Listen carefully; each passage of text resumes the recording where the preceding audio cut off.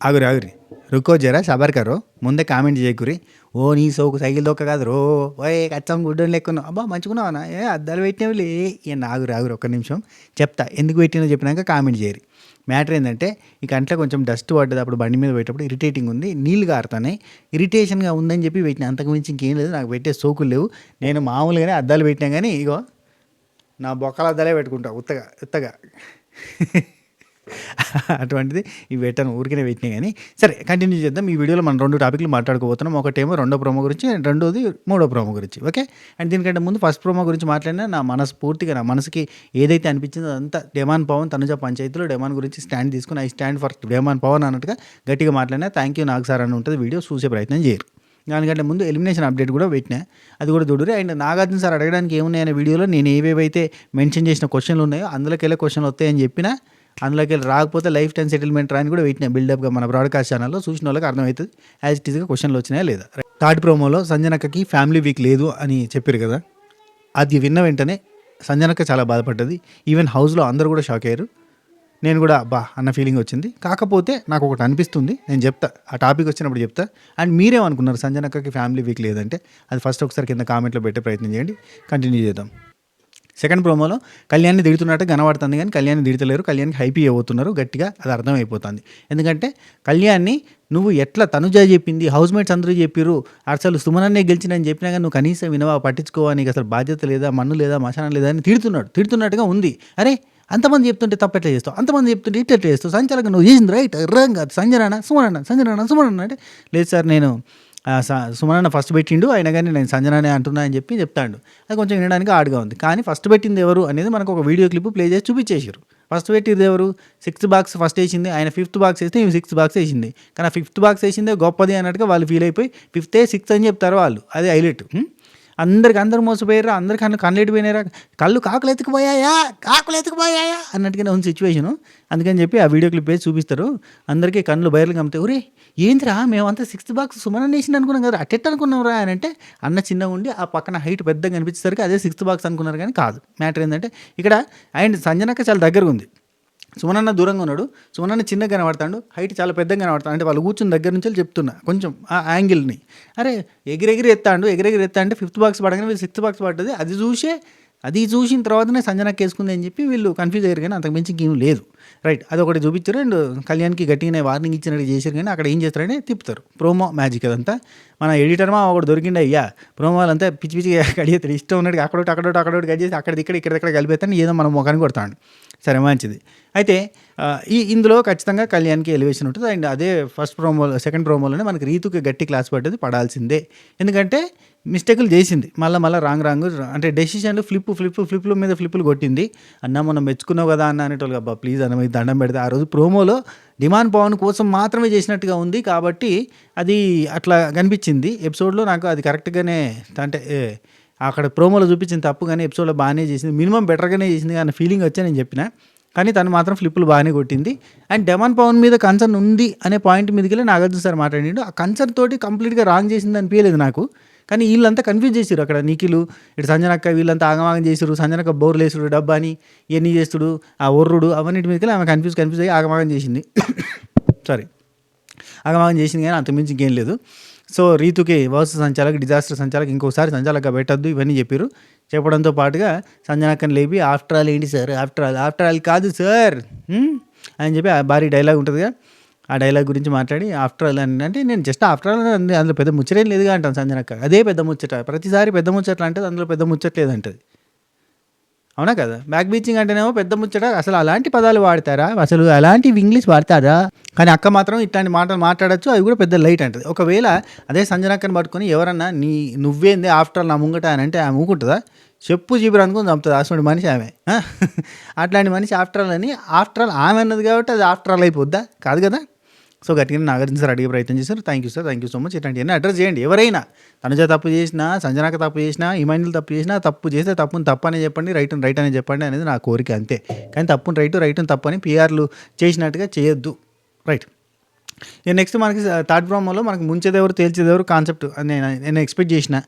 మన నాగార్జున సార్ అడగడానికి ముచ్చట్లో కూడా చెప్పిన ఖచ్చితంగా ఇదోటి క్రాసులు వేసుడా, మిమ్మల్ని లేపేదెవరు, దించేదెవరు ఇట్లాంటివన్నీ అడుగుతారు అని చెప్పిన. అట్లాంటిది ఒక టాస్క్ ఉంటుందని చెప్పిన. రైట్, యాజ్ యూజువల్గా పెట్టిరు ఆ టాస్క్. అంటే అబ్బో నువ్వు చెప్తేనే పెట్టిరు, లేదంటే వెటరాలు అంటే అట్ట కాదు. కానీ మనం కూడా గెజ్ చేస్తేనే జరుగుతూ ఉంటాయి. మన 6th సెన్స్ ప్రకారం చెప్పినా కూడా వాళ్ళు వింటూ ఉంటారు. అక్కడ ఏం అడగాలి, ఏం అడిగితే బాగుంటుంది అని మ్యాక్సిమస్ డెక్సిమస్ మెరిడియస్ దగ్గర నుంచి మనకు కూడా కొంత అంతో ఇంతో something is there. Right, next ఇక్కడ మనకి ముంచేదెవరు తేల్చేదెవరు కాన్సెప్ట్. ఇందులో ఇమాన్యుల్ నన్ను తేల్చేదైతే సంజనక్క అన్నారు. నిజంగా హార్ట్ఫుల్గా అక్కడ ఏమన్నా జరగని, తుఫాన్ రాని, సునామీ రాని, ఇంకా భూకంపం రాని, ఏదన్నా జరగని అక్కడ నేను ఇమాన్యుల్కి సపోర్ట్ చేస్తా అంటది. అక్క నువ్వు మునిగిపోతావు అక్క, ఇమాన్యుల్కే సపోర్ట్ చేస్తా, వాడు నా కొడుకు గెలవాలి అంతే అంటది. అక్క నువ్వు వచ్చింది గెలవడానికి, ఆట పక్కనోడు గెలవాలి అనడానికి కాదు, నా కొడుకే గెలవాలి. ఓ అక్కో నువ్వు కప్పొద్దా, నాకు టాప్ 5 చాలు, నా కొడుకు గెలవాలి. ఒరే ఏందక్క నువ్వు అంతే అంతే అన్నట్టుగా ఫిక్స్ అయిపోయింది ఆమె ఫిక్స్ అయిపోయింది. ఎన్నోసార్లు చెప్పింది, డైరెక్ట్గా పర్సనల్ కూర్చొని పెట్టుకుని చెప్పింది. ఇది కరెక్ట్ కాదు కదా అంటే కరెక్ట్ కాదు, బేసిక్గా కరెక్ట్ కాదు.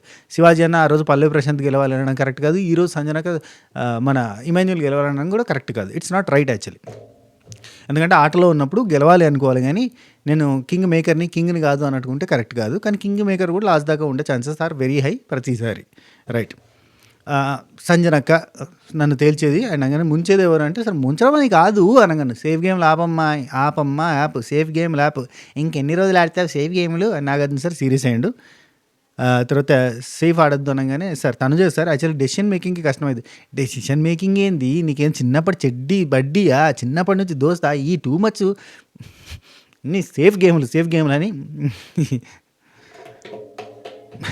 కోపం వస్తుంది నాకు. లేకపోతే ఆ రైవలరీ పెట్టుకున్న రోజు అట్టే కంటిన్యూ చేస్తే ఈ పాటికి విన్నరా రన్నర్ అనేటట్టు ఉండేది. ఇప్పటికీ సార్ కాదు సార్ యాక్చువల్లీ ఇది ఏంటంటే సార్ A+B హోల్ స్క్వేర్. ఎందుకు A+B హోల్ స్క్వేర్? వీళ్ళ పక్కన ఇంకో పాకన అది చిన్నప్పటి నుంచి దోస్తా ఓవర్ యాక్షన్. కాకపోతే సేఫ్ కాదు, safe Apple.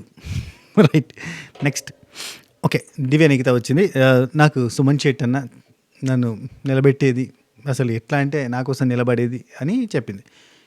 Of course Suman అన్న అవునబ్బా ఈ దివ్య నిఖిత మరీ ఓవర్ అయిపోతలేదబ్బా, మరీ ఓవర్ అయిపోతున్నాం బాబీ అన్నట్టు ఉన్నది ముచ్చట. ఏంటంటే ఇక సుమన్ అన్నం పట్టుకొని అరే తురే కొట్టడము అంటే అలాగ ఒక క్లోజ్నెస్ వచ్చింది. కానీ ఆయన ఏజు కొంచెం రెస్పెక్టు, ఈమె చాలా చిన్న ఏజు, ఆయన చాలా పెద్ద ఏజు, కొంచెం చూసుకొని సరే క్లోజ్గా ఉన్నారు కదా అని చెప్పి మనం నా క్యూటీ రారాపూర్ కొట్టేసిందబ్బా. నచ్చట్లేదు ఆ పాయింట్. చెప్పండి ఫ్యామిలీ చూతురు కదా మీరు, ఇప్పుడు చూస్తారు నాకు తెలిసి వీడియోలోని. సరే చెప్పండి ఫ్యామిలీ మెంబర్స్ పోయినప్పుడు వాళ్ళు పెద్దోళ్ళు జరంత రెస్పెక్ట్ ఇవ్వాలి, ఏజ్కి రెస్పెక్ట్ ఇవ్వాలి. ఓకే ఫ్రెండ్లీ వైబ్ ఓకే, మనం ఒక 70 కెమెరాల మధ్యలో ఉన్నాము, వాళ్ళకి ఉండే ఫ్యాన్స్ ఉంటారు, వాళ్ళకు ఉండే ఫాలోవర్స్ ఉంటారు, వాళ్ళకి ఎమోషన్స్ ఉంటాయి అండ్ వాళ్ళ ఫ్యామిలీ చూస్తూ ఉంటారు. ఒక చిన్న పాప అంటే ఆయనకంటే ఏజ్లో చాలా తక్కువ అమ్మాయి, 23 సంవత్సరాల అమ్మాయి, నేను నరేతురే కొడుతుంటే బాగాలేదు, అంత ఫ్రెండ్లీ వైపు ఉన్నాగా నరేతురే కొట్టడం బాగాలేదు అని ఒకసారి చెప్తే బాగుంటుంది family members please. And Bharani అన్నని క్యారే సెట్టింగ్ అంటుంది ఆమె ఒకటి. కొంతమంది ఉంటారు అబ్బా ఏజ్ వాళ్ళతో ఫ్రెండ్షిప్ చేయడం అంటే కొంచెం వాళ్ళకంటే పెద్ద ఏజ్ వాళ్ళతో ఫ్రెండ్షిప్ చేయడం అనేది ఉంటుంది. కానీ అరేతురే is not good, seems to bad eyes. English రాదు మనకి. ఓకే మంచిగా అనిపించలేదు సునీకి అది. ఆ తర్వాత భరణి అన్న నన్ను ముంచేస్తాడు సార్. ముంచే అతను కాదు కానీ యాక్చువల్లీ బలం కాదు, బలము అండ్ బలహీనత రెండు ఆయన సార్. బలహీనత ఎక్కువ అని చెప్పింది. ఆయనను ఎవరు తలుక్కోమన్నారు, ఆయనను ఎవరిని బలహీనతనమన్నారు, ఆయనను మెచ్చుకున్నది ఎవరు, ఆయన దగ్గరికి వెళ్ళింది ఎవరు, ముచ్చట పెట్టి ఆయన్ని ఆఖరికి బలహీనతనే కాడికి వచ్చి ఆయనను బకరాన్ చేసి కూర్చుండబెట్టడు ఏంద్ర అయ్యా. ఆయన ఒకడు నన్ను చెయ్యండి బకరా చెయ్యండి, మీరిద్దరూ కలిసి చెయ్యండి, అరే కమన్ చేయండి బకరాన్ని చెయ్యండి అన్నట్టు ఉన్నది ముచ్చట ఆయన. మరి నన్ను భరణి అన్న వాళ్ళిద్దరు ఆడవాళ్ళ చేతులు కుంకుమ భరణి కంటే అద్వారంగా వాడడం జరుగుతుంది. తీస్తారు పెడతారు మూత పుష్క అమ్మా ఓకే. ఆ తర్వాత నెక్స్ట్ కళ్యాణ్ వచ్చిండు. తనుజ నన్ను లేపాలంటే తనుజ సార్ అసలు మామూలు కాదు, నాకు సపోర్టు మామూలుగా ఉండదు అసలు నేను ఎక్కడితే పక్క దారి పోతుంటే కత్తం అసలు నువ్వు ఏడవకు అని అన్నా కానీ అరే నీ కామన్ సెన్స్ ఉందా, బుర్రిందా, సిగ్గుందా, బుద్ధిందా, you are the worst quality in the change నువ్వే అన్నట్టుగా చెప్పడం. అట్లాంటి మంచి క్వాలిటీస్ ఉన్నాయి. ఆయనకి చాలా ఇష్టం అలాంటివి అంటే, చాలా సపోర్టు. ఓకే నెక్స్ట్ నిఖిల్ వచ్చి నన్ను ముంచేసి సంజనక్క అని చెప్పిండు. భరణి అన్న వచ్చేసి నాకు సుమన్ శెట్టి అన్న సపోర్టు ఘోరంగా లేపుతారని చెప్పిండు అండ్ ఎమోషనల్ సపోర్ట్. అండ్ సంజనక్క వచ్చి నాకు నాకైతే ఇమాన్యుల్ నాకు ఎమోషనల్ సపోర్టు. అండ్ గౌరవ్ వచ్చేసి నాకు సంజనక్క ముంచేటట్టుగా అనిపిస్తుంది. ఎందుకంటే డీమోటివేషన్. అండ్ నిఖిల్ వచ్చేసి నాకు కెప్టెన్సీ టాస్క్లో ట్రస్ట్ పోయింది అని చెప్పిండు. కరెక్టే, నాకు కూడా అనిపించింది. అసలు నిజంగా తనుజాకి సపోర్ట్ చేసి మాటలు పాడే బదులు నిఖిల్కి సపోర్ట్ చేస్తే పాపం బాగుండేది కదా. అఫ్ కోర్స్ నిఖిల్కి సపోర్ట్ చేసి తనుజాకి బరువు ఎత్తే ఆ రోజు నుంచి ఓకే తెచ్చి పెట్టుకున్న పక్కన, అందుకే ఉపయోగపడతానే పెట్టుకున్న పక్కన ఎన్ని ఉండేటి. Okay right. ఆ తర్వాత గౌరవ్ అయిపోయింది అండ్ సంజనకి అది అయిపోయింది కదా. నెక్స్ట్ సుమన్ శెట్టి అని వచ్చి సంజన డిమోటివేట్. సంజనకి ఈయనకేం సంబంధం అసలు లేదు కదా. సరే ఓకే, సంజన డిమోటివేటింగ్ అన్నట్టు చెప్పిండు. సంజన నాకైతే ముంచే పర్సన్ లాగా అనిపిస్తుంది అన్నాడు. అయితే ఇంకొకరు ఎవరు, ఇప్పుడు నిఖిల్కి ముంచే పర్సన్ ఎవరంటే సంజనకే చెప్పిండు, గౌరవ్కి సంజనకే చెప్పిండు, సుమన్ శెట్టి అన్నకి సంజనకి. ఇంకొకరెవరు నేను చెప్పనా, తనుజ ఉంటుంది. తనుజ చెప్పుంటుంది. నా కోసం నిలబడేది ఎవరంటే కళ్యాణ్ పేరు చెప్పి, ముంచేది ఎవరంటే సంజనక పేరు చెప్పుండొచ్చు, లేదా భరణి అన్న సంజనక పేరు చెప్పుండొచ్చు. సో అదే భరణి అన్న కాదు, మరిని అన్న లేపేది అండ్ సంజనక ముంచేది తనుజ చెప్పుండొచ్చు అని అంటాను. లేదంటే కళ్యాణ్ పేరు లేపడం, తేల్చడం అండ్ ముంచేది వచ్చి సంజనక పేరు చెప్పుండొచ్చు. ఎందుకంటే మన గొడవ జరిగింది కదా. ఆ గొడవ ఎందుకు జరిగింది తెలుసా, ఏంది డెమాన్ పవన్ని మీరు ఏంటి అతను సూపర్గా ఆడతాడు అట్లా ఇట్లా అని చెప్పి అంటున్నారు కదా. ఇట్లాంటివి నాకు నచ్చదు. ఇంకొకరిని డిమోటివేట్ చేస్తారంట. ఆయన మంచిగా ఆడతాడు. అసలు అమర్దీప్ సేమ్ కనిపించి నాకు తెలుసా, శివాజీ అన్న ప్రశాంత్ని మెచ్చుకుంటుంటే అమర్దీప్ ఎట్టయితే రియాక్ట్ అయ్యింది అట్నే రియాక్ట్ అవుతుంది. కానీ అక్కడ అబ్బాయి కామెడీ పీస్ అయిపోయిండు, ఇక్కడ అమ్మాయి హీరోయిన్ అయిపోయింది.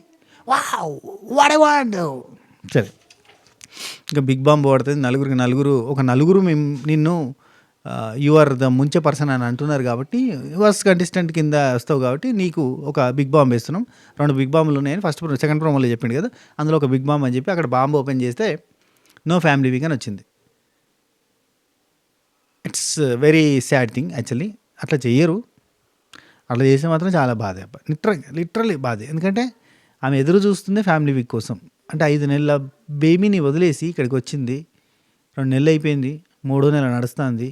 ఇలాంటి సిచ్యువేషన్లో వాళ్ళ పిల్లలు వస్తారు, వాళ్ళ ఫ్యామిలీ వస్తుంది అని ఎదురు చూస్తున్న టైంలో వాళ్ళ పిల్లలు రారు అన్న ఆలోచనే చాలా బాధాకరంగా ఉంటుంది. సార్ నేను వెళ్ళిపోతాను సార్, ప్లీజ్ సార్ నేను ఇంటికి వెళ్ళిపోతాను sir, I love this game but నా వల్ల కాదు సార్, నేను వెళ్ళిపోతాను సార్ అని చెప్పి ఏడుస్తుంది. ఇది బిగ్ బాస్ డెసిషన్ అని చెప్పారు.